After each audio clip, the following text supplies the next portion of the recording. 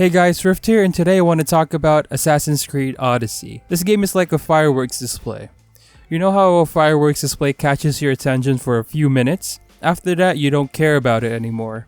Well, this game is exactly that. It catches your attention with its first few fireworks, then you're back staring at your phone again, or you continue doing what you were doing before the fireworks display started. Sure, if it's your first time seeing a fireworks display, it will catch your attention longer, or if you're a younger kid, but for most of us, this is nothing new, especially if this fireworks display happens every Friday and it shows the same thing over and over again.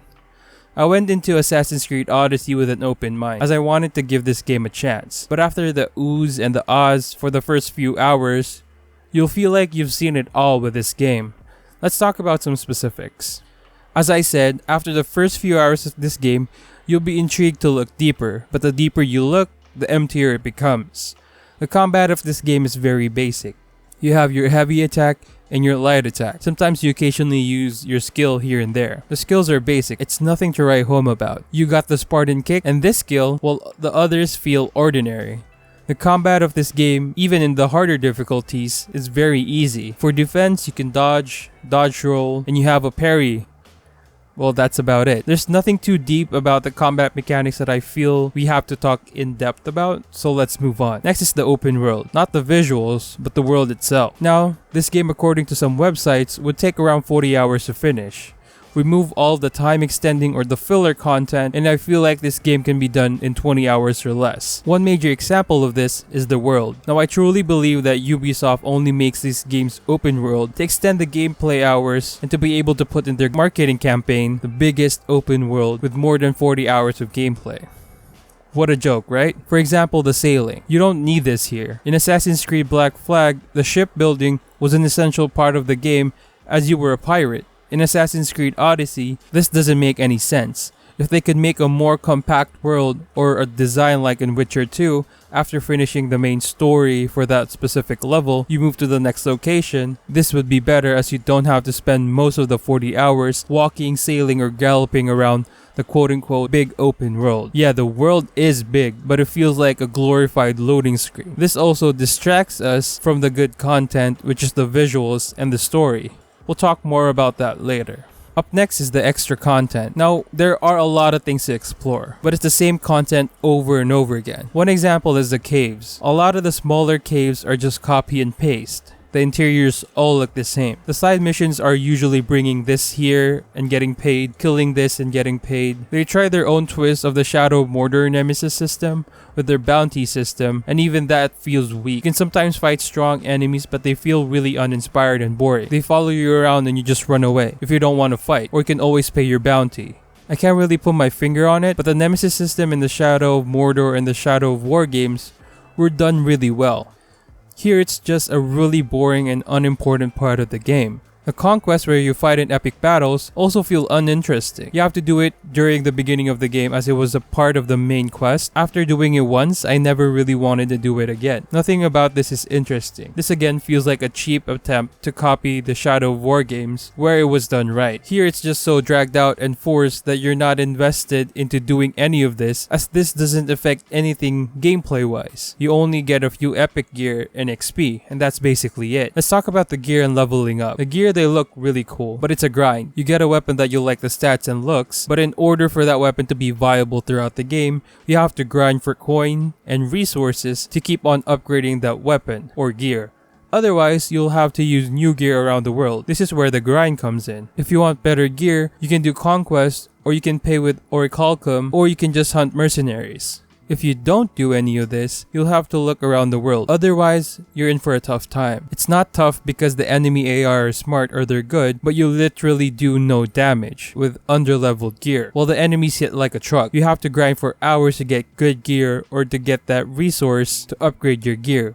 Again, a perfect example of Ubisoft extending the gameplay hours when it could be avoided. Leveling up is also a grind. This is a single player game. Why make the grind this hard? You gain XP from a lot of things, but again, Ubisoft wants you to play longer, so in order to gain more XP, you have to do more filler content, like what we talked about earlier. Oh yeah, and this game is buggy as fuck.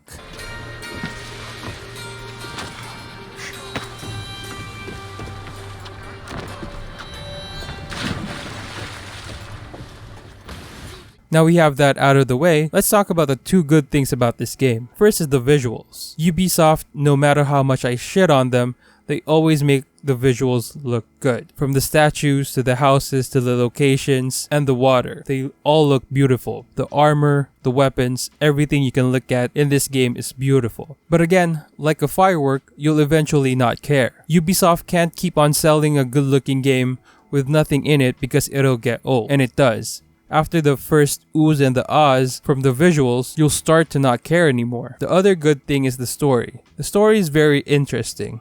I'll not spoil anything about the story, but it's pretty good. But that too has a big but in the way. The story starts to become detached when you have to start grinding for that next part of the story, and the grind will get really old really fast. I really believe that the visual team and the story writing team are the only teams in Ubisoft that actually work with every new release. Everything else is copy and pasted from older games or other games. Like the sailing. They did it once in Black Flag, which everyone liked. Now they think they can put it in every game and say, hey, we have sailing here too. Let's finish this fireworks display with my recommendations and conclusions. If you're looking for a game that's visually pleasing to look at, you can get this game, especially if you're into that old mythology stuff. This is what attracted me to this game. But you have to understand that after the first few beautiful looking places, it'll get old. So if you want, you can play this game on the easiest difficulty just to enjoy the sights. If you're looking for an adventure RPG game with deep mechanics, stay far away from this game. The combat, gear, and leveling up system is very basic and it's really not interesting. Unless you like looking at cool weapons and armor, sure, but aside from the visuals, there's nothing else there. If you can get this game for dirt cheap, you can get it if you want.